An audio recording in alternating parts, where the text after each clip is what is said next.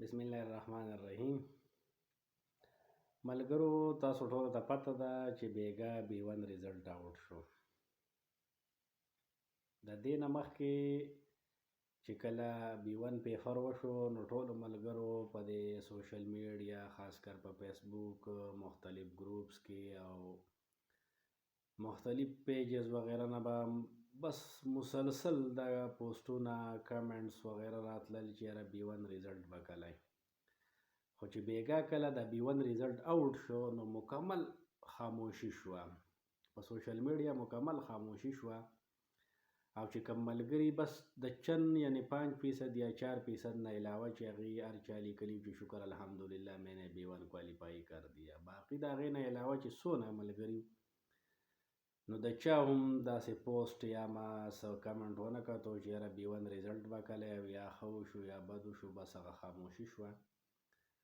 نو مونږ خو یو په دې خوشحاله یو چې دغه سوشل میډیا نه هغه ټریفک لږ کم شو. خو بله ملګرو چې کومو ملګرو B1 کوالیفائی کړی دی، پاس کړی دی، نو هغې ته د زړه د کومې مبارکباد ویمه او الله پاک مو کامیاب کړه. دویم دا چې کومو ملګرو نه دی کوالیفائی کړی، د چا پیپر پاتې شوی دی په 2 نمبرو، 15 نمبرو، 10 نمبرو، مختلف طریقه باندې لکه چې هر څنګه پاتې شوی وي، لکه که په هره طریقه پاتې شوی وي، په هر څونه نمبرو پاتې شوی وي، نو هغو ته زما دا درخواست دی، دا ریکویسټ دی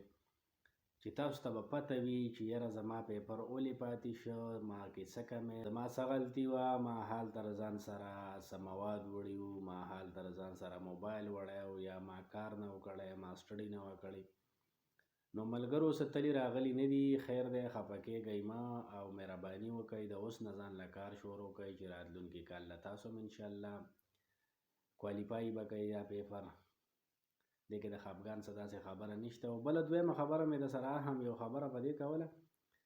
چې زما سره د یو ملګري کانټیکټ وشو، نو هغه ما ته دا وویل چې یاره دا ټوله د قسمت مسله وي او چې قسمت در سره نه وي نو بیا ته نشې پاس کولی. نو ټیک د قسمت خو هم ښه خبره ده او یو ښه شی دی، خو بهی هغه مسلې، هغه خبرې به موږ په قسمت پرېږدو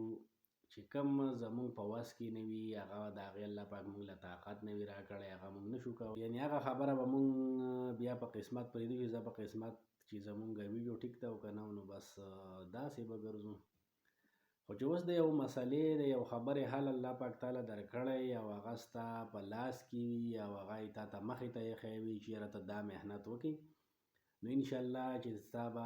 هر دا کم کار وي، دا کم امتحان وي، دا اگزام وي، دا پیپر وي، هغه B1 وي او که هغه نور سټوډنټس لایف چې څو نوره ایجوکیشن دی هغه وي،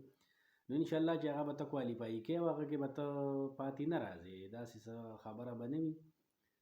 نو محنت هم دې کې شرط دی ملګرو، یوازې په قسمت باندې خبره مه پرېږدئ چې زه بس په قسمت کې وي نو ټیک ده، او که نه نو داسې. که خبره د قسمت شوه خو بیا کور کې بستره کې سملی ښه په آرام باندې، او بس چې په قسمت کې مریضه ښودله به کټ له راځي، او که نه نو بس داسې به د لوږې نه مړ. لکه که په قسمت کې مریضه غو ټیک د کټ له به راځي، او که نه نو بس بیا به د لوږې نه مړه کېږو. نو محنت په هر کار کې محنت شرط دی، او چې محنت وکړې نو الله پاک محنت د چا ضایع کوي نه. نو بس ما د سره په دې یو څو خبرې کولې، لکه څوک زما په خبرو خفه شوي وي، چا ته څه ټیس رسېدلی وي، نو د هغو نه زه معذرت خوایم. اوس ماله راکړئ اجازت، د لوی الله په امان.